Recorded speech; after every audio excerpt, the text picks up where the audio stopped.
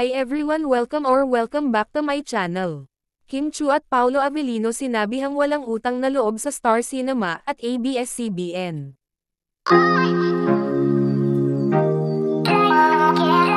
Hindi lang mga fans ni Kim Chiu at Paolo Avellino ang nadismaya sa naging pag-postpone sa naturang movie, kung saan pati ang mga bida sa pelikula na Kim Pao ay nadismaya din at may tampo daw ngayon sa Star Cinema.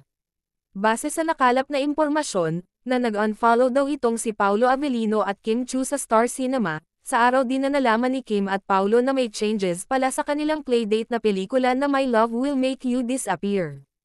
Wala daw talagang alam si Kim Chiu at Paolo Avellino sa nangyayari, nakita na lang daw nila ang mga post sa kanilang mga fans kung saan ay talagang nagwala ito, dahil sa naging pag-postpone ng playdate na sana ay next month na ito mapapanood, at kung hindi pa sana pumunta ang ibang fans sa SM Cinema, ay talagang hindi pa nila malalaman na may changes palang ginagawa ang Star Cinema, dahil sinabi daw ng taga-SM Cinema na hindi matutuloy this February 12, ang pelikula ng Kim Pao dahil sa April pa daw ito mapapanood, ang ibang fans kasi ay maagang nagpa-reserve para sa black screening. Kaya nang malaman nga ng ibang fans ay talagang nadismaya sila at nag-post nga ang iba ng sama ng loob, kung saan ay laging na-postpone ang playdate ng naturang pelikula.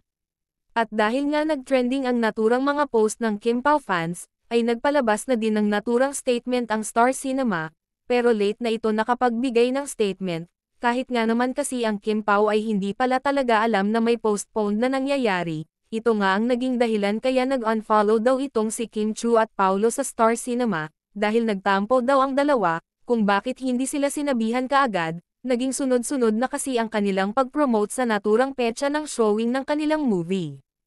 At dahil nga nag-unfollow itong si Kim Chiu at Paolo Avellino sa Star Cinema, ay nag-react naman itong si Christy Fermin, na walang utang na loob daw ang Kim Pao sa Star Cinema at ABS-CBN, kung saan ay pinasikat daw sila nito, kung tutusin daw kasi malaki ang utang na loob ni Kim Chiu at Paolo Avellino dahil sa naturang management daw sila sumikat ng husto. Kahit sino naman kasi, ay talagang magtatampo ka, sa lahat pa naman ng event sinabi mo na this February 12 na ang showing ng iyong pelikula, at nang hindi mo alam may changes na pala silang ginagawa tungkol sa playdate, so parang nagmukhang tanga naman kung ganun, pero based nga sa naging statement ng Star Cinema, ginagawa daw nila ang pag-move ng playdate sa naturang movie, ay para mas lalong mapalawak daw na mapapanood ang naturang pelikula, dahil mapapanood na daw ito nationwide. Samantala, sa naging bagong update naman sa IG ni Kim at Paolo, ay masaya silang pinagpatuloy ang kanilang taping kung saan ay may pa-caption pa itong si Paolo Avellino na, hinding-hindi na daw sila mag-disappear.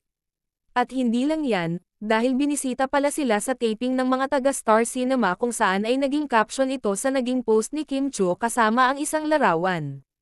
Kung matatandaan ika-4 na nangyari ang pag-postpone ng playdate ng pelikula na My Love Will Make You Disappear, una sa October sana ito maipapalabas pero nag-move muli ito ng February 12, sinabi naman ng SM Cinema na April pa daw ito ipalabas, at hanggang naglabas na nga ng statement na March 26 na daw talaga ito maipapalabas.